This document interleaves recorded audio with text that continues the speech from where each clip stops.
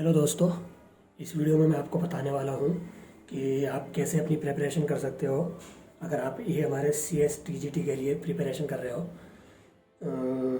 क्योंकि मैंने भी बहुत मेरे दिमाग में भी चल रहा था कि कैसे प्रिपरेशन की जाए, कौन सा कोर्स लिया जाए या बुक फॉलो की जाए या कोई फ्री में लेक्चर्स मिल सकते हैं। मैंने भी बहुत ज़्यादा ढूंढ डांट के कुछ पढ़ा, फिर उसके बाद मैंने कुछ एक्सपीरियंस लिया और मेरे को मैंने शॉर्टलिस्ट किया कि what to do and how to do.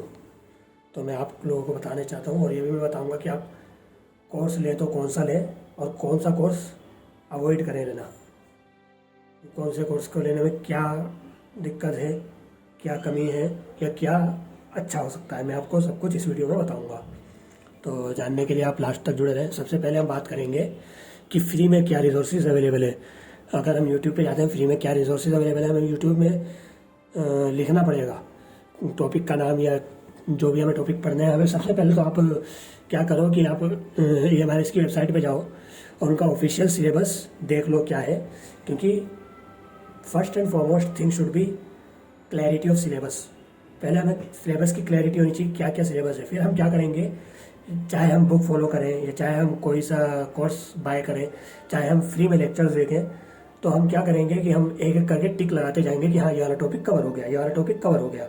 तो इस तरह से हमें पता रहेगा कि हमने क्या क्या पढ़ा है और क्या क्या पढ़ना बाकी है और किस किस टॉपिक में हम कितने पानी में है हम समझ पाएंगे।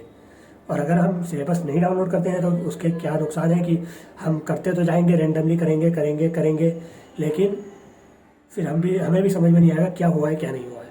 तो best approach is very first you have to download your syllabus. Okay, then after what you can do is आप यूट्यूब पे आओ। यूट्यूब पे आप गेट स्मैशर्स है चैनल, उस पर सर बहुत अच्छा पढ़ाते हैं, उनका आप पढ़ सकते हो। उनके मैंने लेक्चर्स देखे थे, आई थिंक 11th क्लास के रिगार्डिंग लेक्चर था उनका। देखो एक मिनट, गेट स्मैशर्स, और उन्होंने शॉर्ट में भी पढ़ाया, बहुत शॉर्ट में पढ़ाया और अच्छा पढ़ाया है। तो देखो पाइथन के लिए आप गेट स्मैशर्स देखो, क्या क्लास 11th का इन्होंने पूरा बना रखा है प्लेलिस्ट, तो आप ये प्ले लिस्ट फॉलो कर सकते हो ये वाली। इसमें कितने लेक्चर्स हैं, टोटल 19 लेक्चर हैं और वो भी बहुत छोटे छोटे। और अगर आप पाइथन पढ़ना चाह रहे हो, पाइथन के लिए भी इन्होंने लेक्चर डाल रखा है, बहुत छोटे छोटे लेक्चर्स हैं, भले ही वो 88 है लेकिन बहुत छोटे छोटे। और 88 हमें पूरे नहीं करने, इनमें से हमें मुश्किल से हार्डली 40-50 करने हैं और सारे 10-10 15-15 मिनट्स के लेक्चर होंगे। और पाइथन अच्छे से सर ने समझा रखा है थियोरेटिकली। पाइथन हम यहाँ से कर लेंगे सर के इससे, ठीक है। उसके बाद हम इनका 11th क्लास का ये कवर कर लेंगे। इसमें हमें हमारा ऑलमोस्ट 50 to 60% सिलेबस कवर हो जाएगा सिर्फ इन दोनों में। उसके बाद अगर आपको उसके बाद हमें क्या करना पड़ेगा, कुछ टॉपिक्स हैं जैसे कि हमारा साइबर एथिक्स से रिलेटेड है, कंप्यूटर नेटवर्क से रिलेटेड है, वो हमें सेपरेटली सर्च करके फिर ढूंढना पड़ेगा। कुछ टीचर्स हैं जिन्होंने 11th का पूरा पूरा पढ़ा रखा है, 12th का पूरा पूरा पढ़ा रखा है, उनसे आप पढ़ सकते हो। और अब हम बात करते हैं कि कौन कौन सी कोचिंग है जिसको हम सब्सक्राइब कर सकते हैं ऑनलाइन, या कौन कौन सी बुक्स हम रेफ़र कर सकते हैं। तो ऑनलाइन मैंने तो फिलहाल कोर्स ले रखा है नॉलेज गेट का, आपने सुना ही होगा, नॉलेज गेट का कोर्स है, ये 3000 में कोर्स दे रहे हैं। तो इनका कोर्स मुझे एवरेज लगा, कुछ खास नहीं लगा, क्योंकि इससे पहले मैंने प्रीति अरोड़ा की बुक पढ़ी थी क्लास 11th की, तो उसमें कंटेंट रिच है वो। मतलब अगर हमें लिखना है, हमारा जो एग्जाम है डिस्क्रिप्टिव है, तो हमें क्या चाहिए, कंटेंट रिच चाहिए, कंटेंट रिच हो, कीवर्ड्स हो, ताकि हम इजीली लिख सकें और ज़्यादा से ज़्यादा लिख सकें, ज़्यादा से ज़्यादा अच्छा लिख सकें। इसमें इन्होंने, मुझे जहाँ तक समझ में आया, तो इन्होंने MCQ टाइप की प्रेपरेशन कराई है। देखो इसमें भी मैंने काफ़ी कवर किया। मैंने कंप्यूटर ऑर्गेनाइजेशन ऑलमोस्ट 60%, 30% लिया हुआ है, लेकिन ऑलमोस्ट मैंने 60% कवर कर लिया है। फिर उसके बाद मैंने पाइथन मैंने ऑलरेडी कर रखी थी, तो पाइथन भी मैंने कुछ हद तक इसमें अटेम्प्ट किया। तो आप ये फॉलो कर सकते हो, ठीक है, लेकिन एवरेज है, बहुत ज़्यादा अच्छा नहीं है। और अकॉर्डिंग टू रिव्यू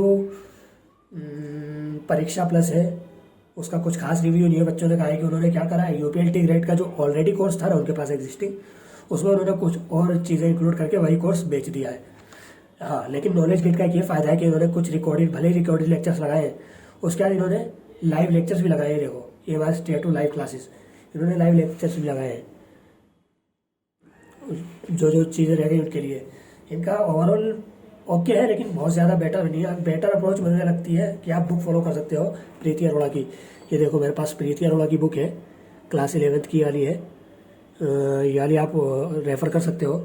इसमें बस देखने में बुक मोटी है, लेकिन कंटेंट बहुत ज़्यादा नहीं है, ज़्यादा डायग्राम्स है। देखो मैंने रेंडमली खोला पूरा डायग्राम, फिर रेंडमली खोलता हूँ, देखो पूरा डायग्राम, मतलब मुश्किल से 1/3 ऑफ द पेज कंटेंट है, 2/3 ऑफ पेज सिर्फ डायग्राम है। अगर किसी चैप्टर में 50 पेज है तो 50 में से 20 पेज के बराबर भी कंटेंट नहीं होगा। तो बहुत ज़्यादा कंटेंट नहीं है, पढ़ सकते हैं, रोज़ का एक चैप्टर कंप्लीट कर सकते हैं अगर चाहे तो। तो ये क्या नाम है, प्रीति अरोड़ा की बुक है। पर्सनली मुझे यही बेहतर लगी है, क्लास 12th की प्रीति अरोड़ा की बुक है, मैं लेकर आ गया हूँ। मैंने कोर्स भी बाय किया, कोर्स मैंने ज़्यादा दिन नहीं हुआ, कल ही परचेज़ किया, कल या परसों परचेज़ किया है। मैंने कोर्स में भी पढ़ा, देखो 8 घंटे 30 मिनट का, 5 घंटे 46 मिनट का ओवरऑल पढ़ रखा है मैंने ऑलरेडी, दिखा रहा होगा आपको। 5 घंटे 40 मिनट का मैंने ऑलरेडी कवर कर रखा है, लेकिन मुझे कुछ खास लगा नहीं। तो बेस्ट अप्रोच मुझे लगता है कि आप बुक ले सकते हो। ये बुक आपको ऑनलाइन भी मिल जाएगी, ऑफलाइन भी आप मार्केट से ला सकते हो। बाकी मैं लिंक लगा दूंगा अपने डिस्क्रिप्शन में, आप जाके वहाँ से रेफ़र कर सकते हो इस बुक को। बाकी अगर आपको लेक्चर लेने हैं तो ये लेक्चर ले सकते हो, ठीक है, लेकिन ये मुझे MCQ टाइप प्रिपरेशन लगी। लेकिन हमें डिस्क्रिप्टिव लिखना है तो उसके लिए बुक रेफ़र करना आई थिंक बेस्ट रहेगा। तो इतना ही था। और बाकी कल मेरा गेट का एग्ज़ाम है, तो कल मैं गेट से रिगार्डिंग भी डालूँगा आंसर की एंड मेरा एक्सपीरियंस। तो आप लोग मेरे चैनल को सब्सक्राइब कर सकते हो और बेल आइकन को भी प्रेस कर देना। मैं आगे भी कुछ वीडियोस डालता रहूँगा। हमारा कोई भी नोटिफिकेशन आती है हमारे से रिगार्डिंग या हमें कैसे पढ़ना चाहिए, हमें आंसर राइटिंग, मेन थिंग है आंसर राइटिंग कैसे करनी है, उसके ऊपर भी मैं एक डेडिकेटेड वीडियो डालूंगा कि हम कैसे आंसर राइटिंग कर सकते हैं। और हमें अगर कब पता है तो हम ज़्यादा कंटेंट कैसे लिख सकते हैं और ज़्यादा अच्छे से। हमें